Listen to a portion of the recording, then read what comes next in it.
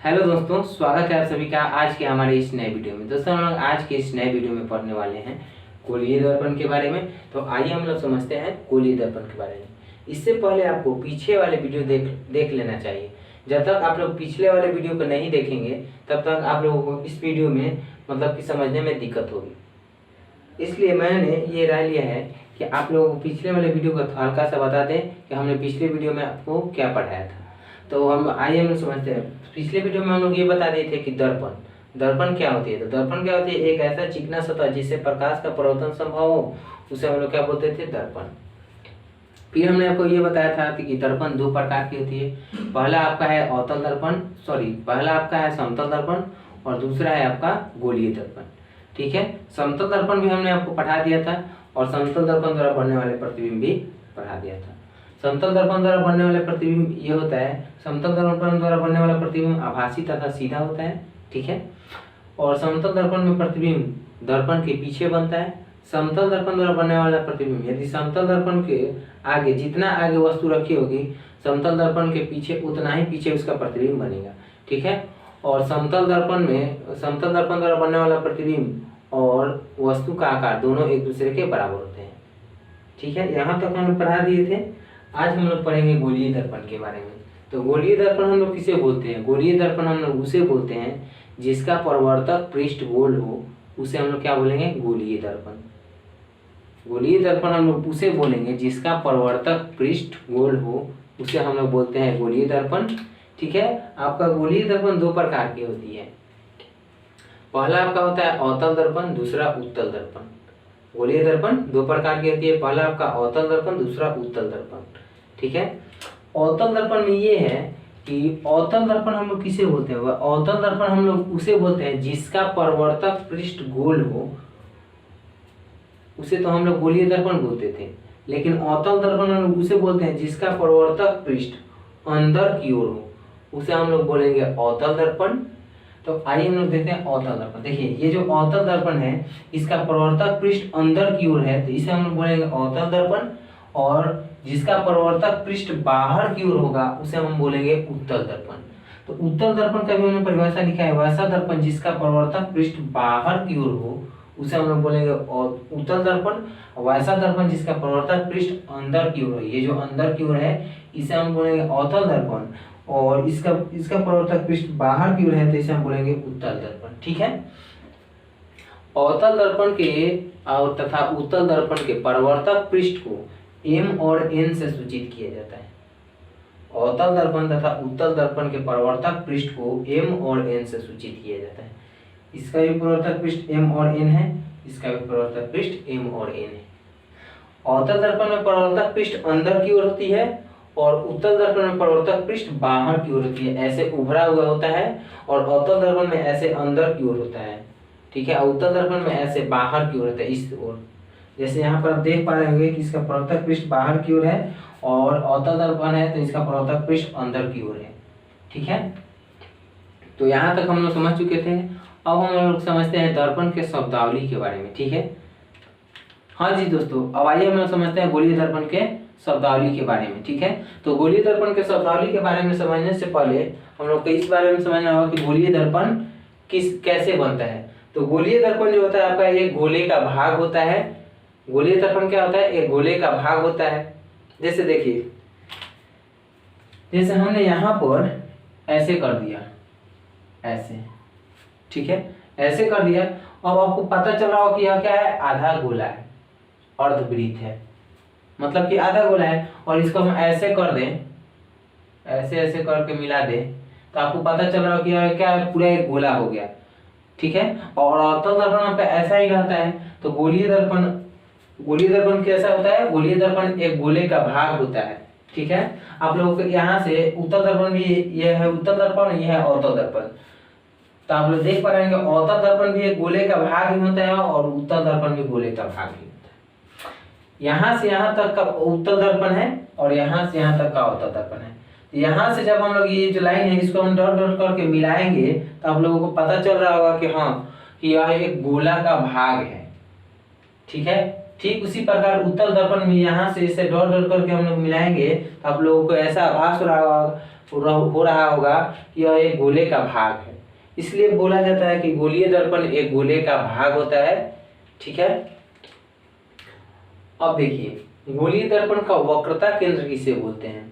गोलीय दर्पण का वक्रता केंद्र आप लोग सिंपल भाषा में जानते हैं कि जब जब भी कोई वृत्त बनता है तो उसमें एक केंद्र होता है, या फिर किसी भी गोले का एक केंद्र होता है।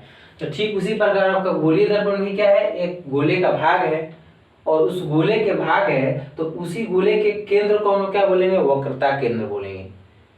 एक बार फिर से वापस से, गोलीय दर्पण क्या है, एक गोले का भाग है आपका। ठीक है, और ये जो गोला है यहाँ से यहाँ तक तो आप जहाँ समझ पा रहे हैं कि अवतल दर्पण है, और ये जो ऐसे डॉट डॉट करके मिलाया गया है तो ये क्या है, एक गोल, एक सर्किल बन गया, एक गोल बन गया। तो इस गोल का भी एक केंद्र होगा, और उसका केंद्र मान लो यहाँ है सी। तो वक्रता केंद्र किसे बोलेंगे, इसे ही बोलेंगे सी। सी को हम लोग बोलेंगे वक्रता केंद्र। और वक्रता केंद्र को क्या कैसे बोलते हैं, गोलीय दर्पण एक गोले का भाग होता है और उस गोले के केंद्र को वक्रता केंद्र बोलते हैं। इसलिए हमने यहाँ पर लिखा भी है वक्रता केंद्र। वक्रता केंद्र एक गोलीय दर्पण एक गोले का भाग होता है और उस गोले के केंद्र को वक्रता केंद्र कहते हैं। ठीक है, वक्रता केंद्र आपको समझ में आ गई। अब आप लोग सिंपल भाषा में जानते हैं कि जब किसी भी वृत्त का जब भी कोई गोला बनता है तो उसका कोई ना कोई त्रिज्या होता है, उसका एक त्रिज्या होता है, या वृत्त का भी एक त्रिज्या होता है। तो ये गोलीय दर्पण क्या है, एक गोले का भाग है। आप लोगों को देख पा रहे होंगे कि गोलीय दर्पण क्या है, एक गोले का भाग है। तो इसका भी कोई ना कोई वृत्त होगा, इसका भी कोई ना कोई त्रिज्या होगा। यहाँ से यहाँ तक की त्रिज्या को आर मान लेते हैं, तो गोलीय दर्पण की त्रिज्या आर है। ठीक है, तो वक्रता त्रिज्या क्या होगी, गोलीय दर्पण की आर होगी। अब समझिए वक्रता त्रिज्या के बारे में। तो वक्रता त्रिज्या हम लोग को किससे बोलेंगे, गोलीय दर्पण जिस गोले का भाग होता है उस गोले के त्रिज्या को वक्रता त्रिज्या बोलेंगे। गोलीय दर्पण जिस गोले का भाग होता है उस गोले के त्रिज्या को वक्रता त्रिज्या हम लोग बोलेंगे। ठीक है, जैसे गोलीय दर्पण है और इसी गोले के भाग को, इस गोलीय दर्पण जिस गोले का भाग होता है उस गोले के त्रिज्या को वक्रता त्रिज्या बोलते हैं। और गोलीय दर्पण आप देख पा रहे हैं कि इस गोले का भाग है और इसी के त्रिज्या को वक्रता त्रिज्या बोलेंगे। सेम वही कंडीशन यहाँ भी हो रहा है, गोलीय दर्पण है और यह एक गोले का भाग है, और हम लोग जानते हैं कि गोलीय दर्पण एक गोले का भाग होता है और उस गोले के त्रिज्या को वक्रता त्रिज्या बोलते हैं और उस गोले के केंद्र को वक्रता केंद्र बोलते हैं। ठीक है, अब हम लोग समझते हैं एम और एन। एम और एन यानी कि द्वारक। द्वारक हम लोग किसे बोलेंगे, गोलीय दर्पण के परावर्तक पृष्ठ को द्वारक बोलते हैं। ठीक है, ये आपका एक गोलीय दर्पण है। ठीक है, अवतल दर्पण क्या है, गोलीय दर्पण है, उत्तल दर्पण भी गोलीय दर्पण है। तो इस गोले के परावर्तक पृष्ठ आपका कहाँ से कहाँ तक होगा, कहाँ से कहाँ तक होगा, यहाँ से लेकर यहाँ तक क्या होगा, यहाँ से लेकर यहाँ तक क्या होगा, गोलीय दर्पण के परावर्तक पृष्ठ होगा। यहाँ से लेकर यहाँ तक गोलीय दर्पण के परावर्तक पृष्ठ होगा। उत्तल दर्पण में यहाँ से लेकर यहाँ तक गोलीय दर्पण का परावर्तक पृष्ठ। ठीक है, तो गोलीय दर्पण के परावर्तक पृष्ठ है और इसे एम और एन से सूचित किया जाता है। और गोलीय दर्पण के परावर्तक पृष्ठ को सिंपल हम लोग ऐसे बोलेंगे, गोलीय दर्पण के परावर्तक पृष्ठ को हम लोग द्वारक बोलते हैं। ठीक है, आप लोगों को यदि आप लोग ऐसे कर रहे होंगे कि हम आपको बोर्ड यहाँ पर पढ़ा रहे हैं और आप कॉपी में नोट कर रहे हैं, तो ऐसा आप लोग मत कीजिएगा। ठीक है, क्योंकि हमने पूरा लिख दिया है पहले और उसके बाद हम आपको समझा देंगे। ठीक है, उसके बाद समझाने के बाद हम बोर्ड पर से हटेंगे, आप उसका स्क्रीनशॉट लेंगे और फिर नोट्स बनाएंगे। साथ ही साथ हमारा कलरफुल नोट्स बनाया गया है, उसको वीडियो के एंड में लगा दिया जाएगा, और इसे पढ़कर और कलरफुल नोट्स को पढ़कर दोनों को मिलाकर अपने से एक खुद का नोट्स बनाएंगे, और तब जाके आप लोगों को लगेगा कि आपकी तैयारी अच्छी हो रही है। ठीक है, एक और बात, हम एनसीईआरटी सिलेबस से पढ़ाते हैं, एनसीईआरटी बुक से पढ़ाते हैं, आप लोगों को टेंशन लेने की जरूरत नहीं है। ठीक है, तो हम लोग कहाँ थे, द्वारक किसे बोलते हैं, गोलीय दर्पण के परावर्तक पृष्ठ को हम द्वारक कहते हैं। ठीक है, द्वारक समझ गए एम और एन। अब आते हैं हम लोग ध्रुव यानी कि पी। ध्रुव को P से सूचित किया जाता है। यहाँ पर हमने लिख भी दिया है। हम चाहते तो इधर भी लिख सकते थे, जहाँ जहाँ जैसे C है तो इसका वक्रता केंद्र यहाँ लिख सकते थे, P है तो ऐसा हमने इसलिए नहीं लिखा क्योंकि आप लोगों को पढ़ने में भी दिक्कत हो जाएगा और उतारने में भी दिक्कत होगा। जैसे घजर मजर हो जाएगा तो आप लोगों को पढ़ने में अच्छा नहीं लगेगा, इसलिए हमने यहाँ पर लाइन बाई लाइन लिख दिया है कि वक्रता केंद्र को C से सूचित किया जाता है, R से वक्रता त्रिज्या को, M और N से द्वारक को, P ध्रुव को P से सूचित किया जाता है, F से फोकस बिंदु को और स्मॉल f से फोकस दूरी को। इसीलिए हमने यहाँ पर ऐसे लाइन में लिखा है, यहाँ पर नहीं लिखा है ताकि आप लोगों को तकलीफ होगा उतारने में। ठीक है, अब आइए हम लोग समझते हैं ध्रुव के बारे में। ध्रुव को हम लोग किसे बोलेंगे? जैसे देखिए, दर्पण के द्वारक किसे कहते हैं? द्वारक हम लोग उसे बोलते हैं, दर्पण के परावर्तक पृष्ठ को हम लोग क्या बोलते हैं? द्वारक, या फिर हम लोग गोलीय दर्पण के परावर्तक पृष्ठ को द्वारक बोलेंगे। तो यहां से यहां तक आपका द्वारक है, मान लो यहां से यहां तक M और N है। ठीक है, तो यहां से यहां तक द्वारक है। तो अब यहां से यहां तक के बीच में एक केंद्र होगा, यहां से यहां तक के बीच में एक केंद्र होगा यहाँ, तो उसी को हम बोलेंगे ध्रुव। तो सिंपल भाषा में हम इसे बोलेंगे, द्वारक के केंद्र को हम लोग क्या बोलेंगे? ध्रुव, या फिर हम लोग बोलेंगे परावर्तक पृष्ठ के केंद्र को ध्रुव, और ध्रुव को P से सूचित किया जाता है। ठीक है, द्वारक के केंद्र को क्या बोलेंगे? ध्रुव, और ध्रुव को P से सूचित किया जाता है। यहाँ तक बात क्लियर हो गई। ठीक है, अब हम लोग आते हैं मुख अक्ष। ये जो पॉइंट है आप लोगों को इस चैप्टर में बहुत ही महत्वपूर्ण पॉइंट है, मुख अक्ष। मुख अक्ष ये जो पॉइंट है, इसे समझने के लिए आप लोगों को बहुत ही अच्छा इंपॉर्टेंट और मुख अक्ष आप लोगों को समझना होगा, क्योंकि मुख अक्ष के ही अनुसार आप लोग की दर्पण द्वारा प्रतिबिंब बनाएंगे और भी कई सारे चीज करेंगे। ठीक है, तो मुख अक्ष को ध्यान से पढ़िएगा। ठीक है, मुख अक्ष हम लोग इसे बोलते हैं। देखिए, मुख अक्ष हम लोग किसे बोलते हैं? गोलीय दर्पण और ध्रुव। ये आपका गोलीय दर्पण है और ध्रुव। तो गोलीय दर्पण के केंद्र आपका यहाँ पर है, और ध्रुव, गोलीय दर्पण के केंद्र और ध्रुव के बीच खींची गई एक सीधी रेखा को हम लोग क्या बोलेंगे? मुख अक्ष बोलेंगे।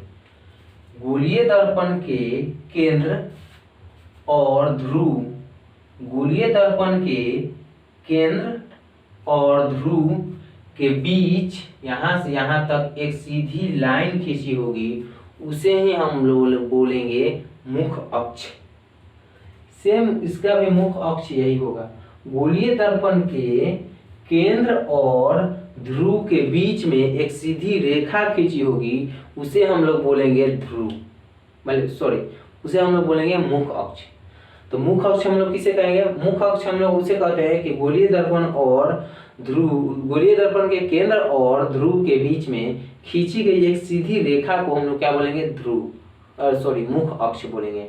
तो गोलीय दर्पण के केंद्र और ध्रुव के बीच सीधी खींची गई रेखा को हम लोग क्या बोलेंगे? मुख अक्ष। अब आती है फोकस बिंदु।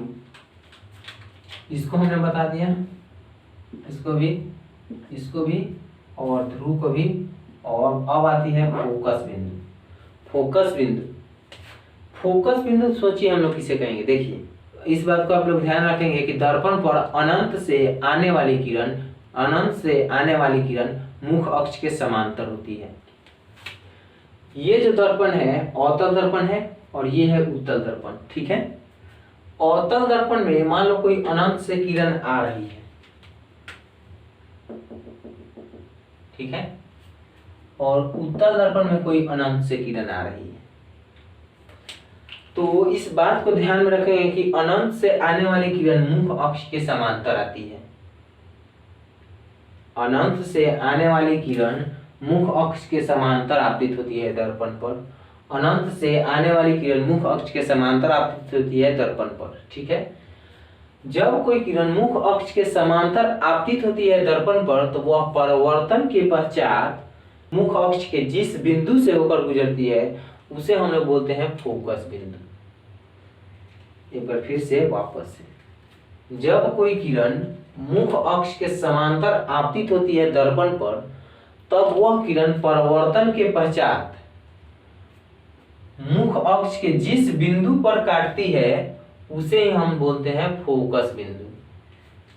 ये किरण मुख अक्ष के समांतर आ रही है दर्पण पर और परावर्तन के पश्चात आप लोग देख पा रहे हैं कि मुख अक्ष के, ये जो मुख अक्ष के सीधी रेखा खींची गई इसके एक बिंदु पर यहाँ पर काट रही है, तो इसे हम बोलेंगे फोकस बिंदु। ठीक है, ऐसे इस बात को भी आप लोग ध्यान में रखेंगे कि मुख अक्ष के समांतर आने वाली किरण फोकस बिंदु से होकर गुजरती है। अब हम लोग समझते हैं फोकस दूरी के बारे में। फोकस दूरी के बारे में समझने के लिए आपको थोड़ा सा ध्यान देना पड़ेगा। एक बात मैं आपको और बता दूं कि फोकस दूरी और फोकस बिंदु और फोकस दूरी आप लोगों को एग्जाम में पूछा जा सकता है। तो फोकस दूरी देखिए हम लोग किसे कहते हैं। फोकस दूरी उसे कहते हैं फोकस बिंदु और ध्रुव के बीच में जितनी भी दूरी होगी उसे हम लोग बोलेंगे फोकस दूरी। जैसे समझिए, फोकस बिंदु आपका यहाँ पर है, फोकस बिंदु यहाँ पर है और ध्रुव यहाँ पर है। ठीक है, और इन दोनों के बीच में जितना भी दूरी होगा उसे हम लोग बोलेंगे फोकस दूरी। समझ में आ गई? फोकस दूरी किसे बोलेंगे? फोकस दूरी फोकस बिंदु और ध्रुव के बीच के दूरी को फोकस दूरी बोलते हैं और फोकस दूरी को स्मॉल f से सूचित किया जाता है और फोकस दूरी बराबर होता है आपका r/2। फोकस दूरी बराबर आपका होता है r/2। यहाँ तक वीडियो अच्छा लगा है तो लाइक कीजिए और कमेंट कीजिए।